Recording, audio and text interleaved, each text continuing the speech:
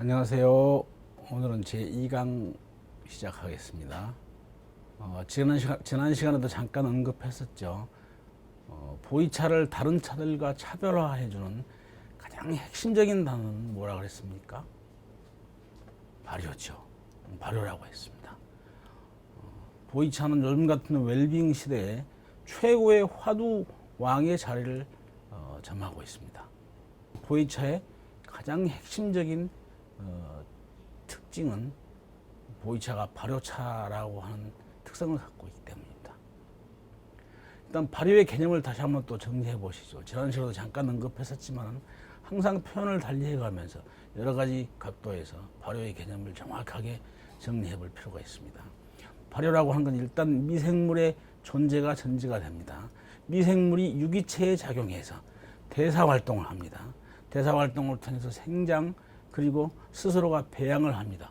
그런 과정에 나타나는 화학적 변화, 화학적 변화 과정에서 대량으로 생산되고 그리고 축적되는 전문 대사 물질의 축적 과정이다라고 이렇게 또 규정을 할 수 있습니다. 쉽게 말하면은 발효란 외부의 미생물이 숙주에 달라붙어 가지고 그 성분을 인간에게 아주 유익한 방향으로 변화시키는 것을 발효다라고 이렇게 규정할 수 있습니다. 핵심은 발효는 외부의 미생물이 관여한다는 점이고 또 하나는 그 결과물이 인간에게 유익한 것이어야 한다라고 한 점에서 그 특징을 찾을 수 있습니다. 예컨대 우리가 김치를 담글 때에 김치를 담그고 나면 약 80여 종의 유산균이 생성돼서 그들이 이런 그 유산균들이 배추에 작용해서 스스로 번식을 하게 되는데 이 번식이 아까 그 대사 활동이라고 했습니다. 대사 활동 과정을 통해서 생장하고 배양을 한다.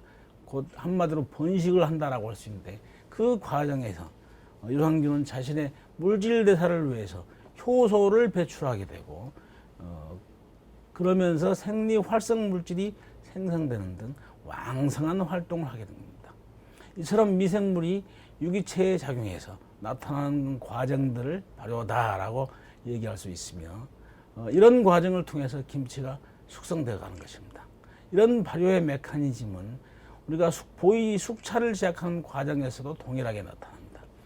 단지 다른 것은 동일한 메커니즘을 통해서 발효가 진행이 되는데 김치에서는 유산균이 우세균으로 작용하는 데 비해서 보이차에서는 아스페러질러스 니가 곧 흑국균이라고 하는 미생물이 우세균으로 작용한다는 점, 이 점이 다른 점일 뿐이죠.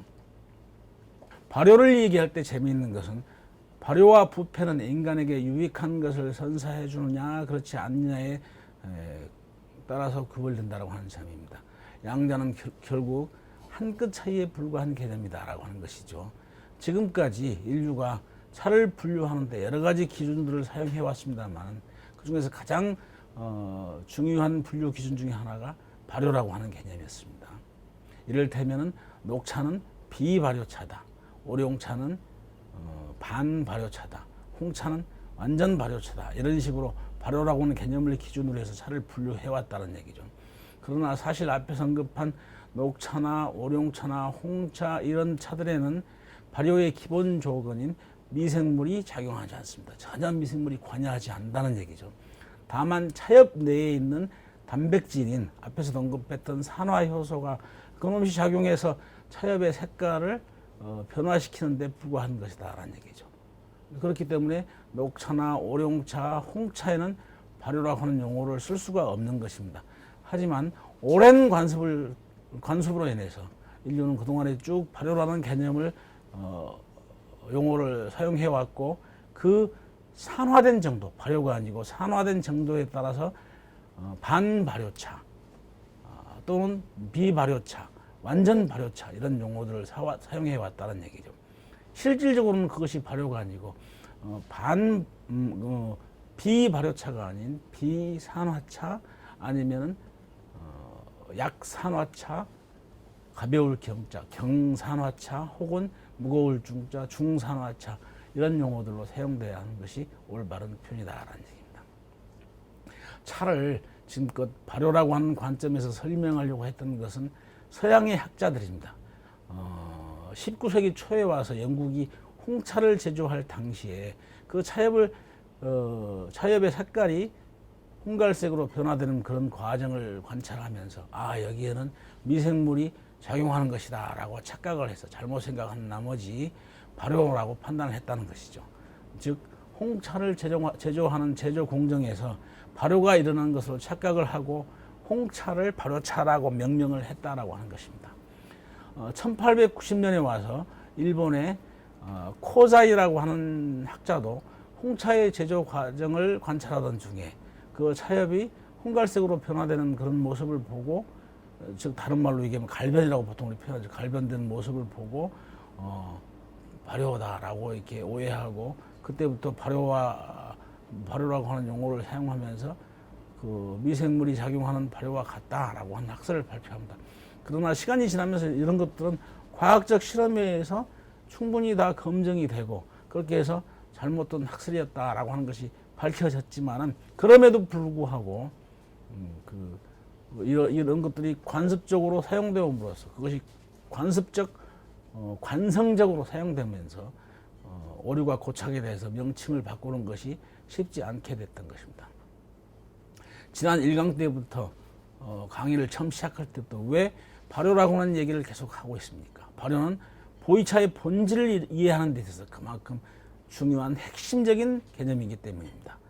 산화와 발효, 그 양자의 차이를 분명히 인식하는 것이 보이차뿐만이 아니고 차 전반을 정확하게 이해하는 데 핵심 포인트다라고 하는 것을 명심해야 합니다.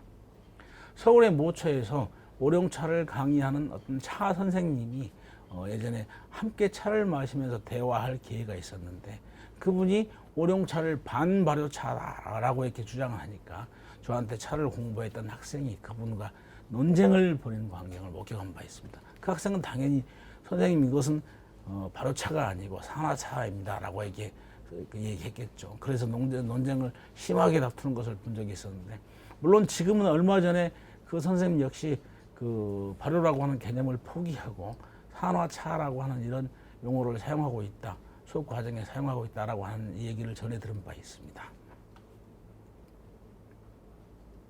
특히 이제 국내에서도 여러 기관에서 여러 상황에서 다른 사람들에게 차에 대해서 강의할 위치에 있는, 차에 대한 정보를 전달해 줄 수 있는 위치에 있는 선생님들의 적극적인 이해와 그리고 실천이 요구되고 있습니다.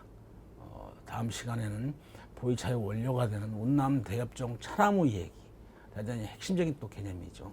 차나무의 특성과 그에 따른 찻잎의 특성을 살펴보도록 하겠습니다. 감사합니다.